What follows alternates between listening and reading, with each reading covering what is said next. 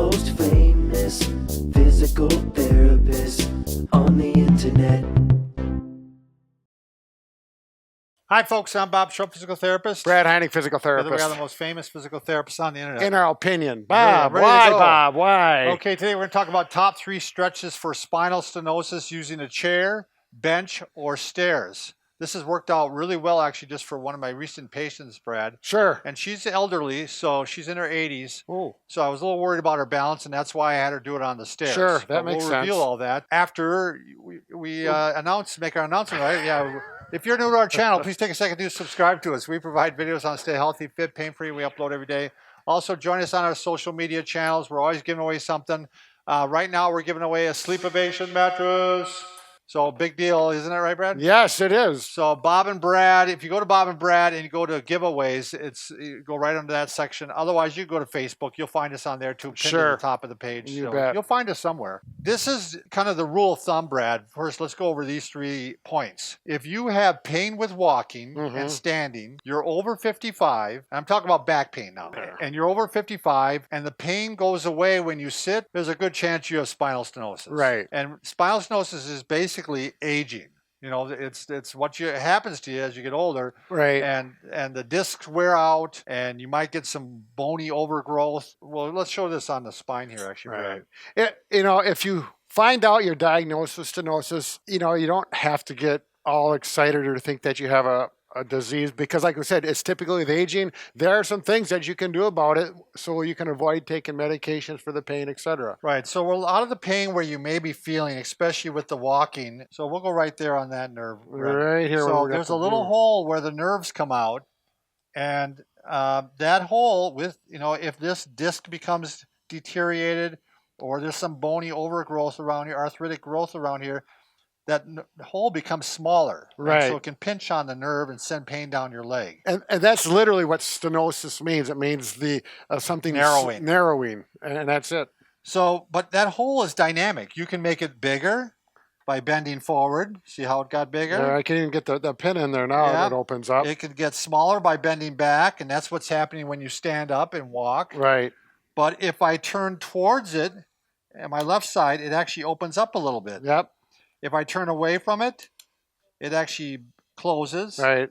That's not quite as drastic as forward and backwards. And then if you bend towards it, I'm going to cut it off too. So it's going to make it smaller. Side bending. Yeah. So what happens is you have all these muscles that attach to your pelvis. I hope people are following me here, Brad, because it gets a little complicated. Right. They'll believe us. Yeah. If the muscles on your hips are real tight, they can pull on the pelvis and affect those holes. So we're going to stretch out the hips, and believe it or not, by stretching out the hips, a lot of times, along with motion, you can affect the back, and you can get some more positive results here. Decrease that stenosis. Yeah. So this is the stretches you're going to want to do. You can do them on the stairs. You can do them on a chair. Brad, do you want to maybe set up over here? Sure. So the first one is you're going to stretch in the hip flexor. That's the muscles on the front of the hip. And these are great ones to stretch anyway. Embarrassing. Get that comb in there, Bob. There you go. I got a little bit of hair to comb yet. Okay, so I'm going to stretch this one. Yep. I put the foot up here. I got the railings to hold on to. You don't really, but yeah, I can hold on to the armrest. And then you're going to lean forward like this a little bit. And if you haven't been stretching this, it may not take much. This older lady, all she had to do is go like, oh, I'm feeling it already. So feel it right there. So once she feels it, keeping kind of good posture, she's going to bend forward and back like this for 30 seconds. And that's where we're stretching the muscle, but we're also kind of opening that hole up. Right. So that making it more dynamic. So for 30 seconds, we won't do 30 seconds right now, Brad. Just so every time I go back like this, I can feel that hip flexor and those muscles stretch. Yeah, she could actually feel it in her back. Okay. And she felt it on her back on one, and she didn't feel it on the other one, which shows me that one was the tighter tight side. One. Yep. So then you can also do side to side. And again, if you remember yeah, there you go, Brad. That's opening the holes and closing the holes. And then the last one, that'd be 30 seconds too. You're actually going to go into rotation here, kind of making a circle with your back. Now, if you're doing these and for any reason, there may be another something else going on, and you get any sharp pain with this, you're going to want to avoid that particular motion or stretch and go on to the next one. Very good point, Brad. Yeah, we're not trying to increase pain here. It's okay to have a little bit of pain or you're bumping up against the pain, but do not increase your pain. All right, that's exercise number 1. That was a lot for one, wasn't it? Sure. Exercise number 2, you're actually going to stretch the inside of the thigh here. Sure. So you're going to put your foot off to the side here. Now you can put the foot like this, Brad. You can go like this too. Okay. Whatever's most comfortable to you. Right. Or you can go like this. This one may not be for some people because it is a little awkward, and it's nice. Like to do it with a chair, you'd have to probably have good balance, or maybe have a stick or hold something. Yeah, Brad had the Booyah stick here. We got to give a plug in for that, right, Brad? Oh yeah, woo. Okay, yeah. So I'm much better now. Now it's gonna be the same thing here. We're gonna go forward and back, and again, she was holding onto the railing, so there was no problem with that. I actually, the first day, just had her start with the one exercise, to be honest with you. Okay, right. Build up. Yeah, and then side to side. And you can definitely feel that when you... Yep, when you lean in towards that leg. Again, 30 seconds, and then rotations.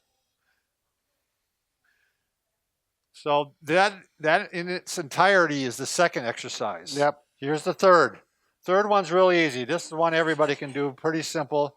I imagine this would probably feel good on your back too, Brad. Yeah, because I do have some stenosis, and I was just going to mention on these side-to-side ones, I had to be a little careful. If I push too hard, it's not comfortable. It's not that good pain. It's a bad pain. So just, be cautious with these if it's a problem. And you kind of want to see how your back is after you do it too. Like, you got little stretches that actually maybe feel a little bit better. So what you're going to do is you're going to sit on a chair, you're going to spread your legs apart, and you're just going to reach for the floor like this.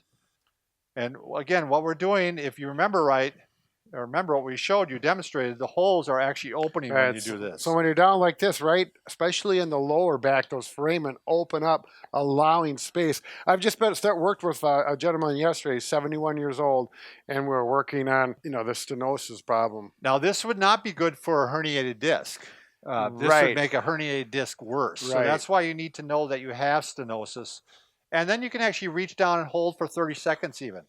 Just give it a little bit of a stretch. And it should feel like a good stretch. That typically feels like a relief with someone with stenosis. We just did a video on, a 30-second test on how to tell whether or not you have stenosis, but you really do want to get this confirmed with your doctor. Right, and it's one of those things, x-rays can oftentimes confirm it. Right. Which is a lot cheaper than MRI. That's right. It doesn't take much. Most people can tell from your symptoms and the x-ray what you have. Exactly. So. Bob, it must be like this for you to me because I'm taller than Bob now. I've never had this perspective. This is interesting. This is how your life is, huh? Yeah, this is what I go through when I stand there looking, up at you.